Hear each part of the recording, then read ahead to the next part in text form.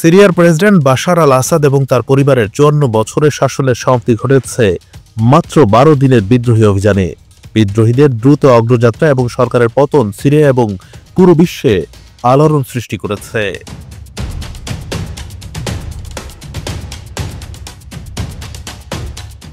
২০২৪ সালের ২৭ নভেম্বর বিদ্রোহীদের অভিযানের সূচনা হয়। বিদ্রোহীরা আলেপ্পো শহরে হামলা চালিয়ে তাদের অভিযান শুরু করে। সিরিয়ার দ্বিতীয় বৃহত্তম শহরটি দীর্ঘদিন আসাদ সরকারের নিয়ন্ত্রণ ছিল। ৪ দিনের মধ্যেই বিদ্রোহীরা শহরের বেশিরভাগ এলাকা দখল করে নেয়। ১ ডিসেম্বর তারা আলেপ্পোর কিছু কুর্দি অধ্যুষিত এলাকা বাদে বাকি অংশ নিজেদের নিয়ন্ত্রণে নেয়। এরপর বিদ্রোহীরা হামা শহরের দিকে অগ্রসর হয়, আর ৫ ডিসেম্বর সিরিয়ার চতুর্থ বৃহত্তম শহরটিও তাদের দখলে চলে যায়। ৭ ডিসেম্বর বিদ্রোহীরা দামেস্কের দিকে অভিযান শুরু করে। সবশেষ রোববার ৮ ডিসেম্বর ভোরে বিদ্রোহীরা হোমস শহর দখল করে এবং দামেস্কে প্রবেশের ঘোষণা দেয়। এই সময় আসাদ সরকারের সেনারা বিদ্রোহীদের তীব্র আক্রমণের মুখে পিছিয়ে যায়। রাজধানীর নিয়ন্ত্রণ বিদ্রোহীদের হাতে যাওয়ার খবর ছড়িয়ে পড়তেই প্রেসিডেন্ট বাশার আল আসাদ ব্যক্তিগত বিমানে করে পালিয়ে যান। তবে তিনি কোথায় গেছেন তা এখনও স্পষ্ট নয়। এর মাধ্যমে দীর্ঘ ৫৪ বছরের শাসনের সমাপ্তি ঘটে।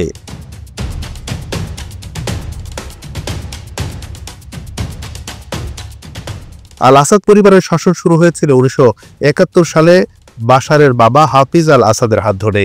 প্রায় ৩ দশক তিনি প্রেসিডেন্ট পদে ছিলেন। ২০০০ সালে তার মৃত্যুর পর ক্ষমতায় আসেন বাশার আল আসাদ।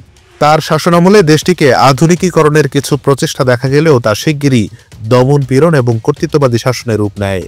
২০১১ সালে আরব বসন্তের ঢেউ সিরিয়ায় পৌঁছালে বাশারের বিরুদ্ধে গণ প্রতিবাদ শুরু হয়। শুরুতে তরুণদের বিক্ষোভ হিসেবে যাত্রা শুরু করা আন্দোলন ধীরে ধীরে রূপ নেয় পূর্ণাঙ্গ গৃহযুদ্ধে। বাশার সরকারের পতনের পর বিদ্রোহীরা এক বিবৃতিতে জানায় ৮ ডিসেম্বর ২০২৪ এক নতুন যুগের সূচনা হলো। বাতিস্ট শাসনের অধীনে ৫০ বছরের নিপীড়নের অবসান ঘটেছে। বিদ্রোহীরা প্রতিশ্রুতি দিয়েছে নতুন শাসন ব্যবস্থা শান্তিপূর্ণ সহাবস্থানের ভিত্তিতে পরিচালিত হবে। তারা সকল নাগরিকের মর্যাদা এবং ন্যায় বিচার নিশ্চিত করার অঙ্গীকার করেছে।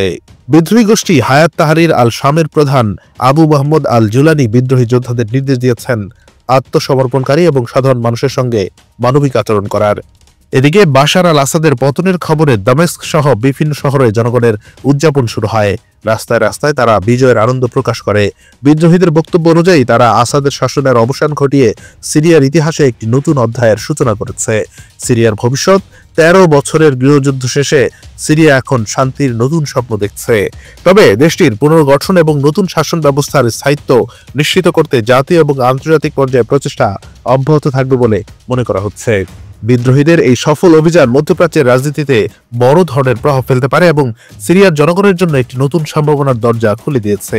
তবে দেশটির ভবিষ্যৎ কি হবে তা এখনই অনুমান করা কঠিন, কারণ সিরিয়ায় পরাশক্তিদের লড়াই দীর্ঘদিন ধরে।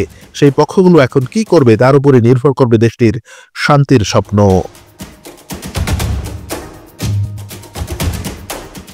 Anwar Hossain, BD archive.